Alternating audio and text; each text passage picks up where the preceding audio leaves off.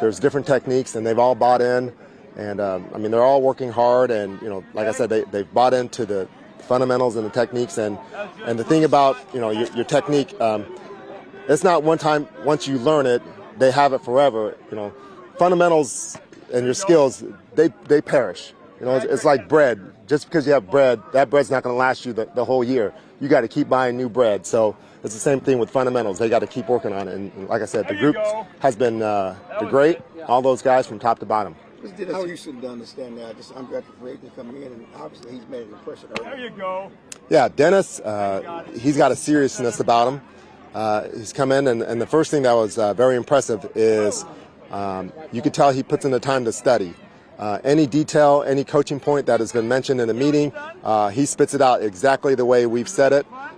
He practices hard. He only knows one speed, and it's great that he's doing that, and he's giving himself an opportunity to do something.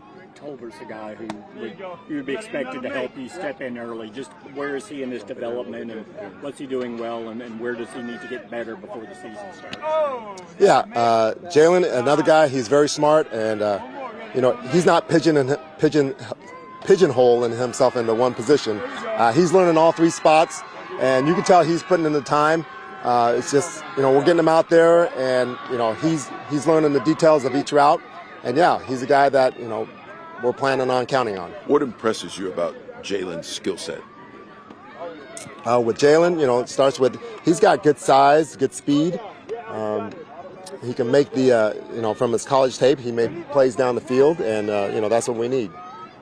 When it comes to trying to ask these young guys to make plays in games that count early in the season, how do you describe that learning curve from college to what they will be facing when the bullets start flying around for real?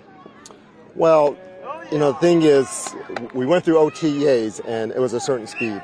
Now we're in training camp, and the speed's picked up. And then we get into this preseason. So every step, the thing is going to get a little bit faster. So it's not just from like point A to point C or point D. They're getting a chance to grow, and they understand that they all have their part that they got to help with this team. It's not like, hey, we're counting on you to be the main playmaker. It's about, hey, how are you going to contribute? Maybe you got to run for the love of the game to get somebody else open. And when we call this play, hey, you got to show up and you got to win on this route. So they've all relished it, and none of them. It's not too big for any of them, and they're all looking forward to the opportunity.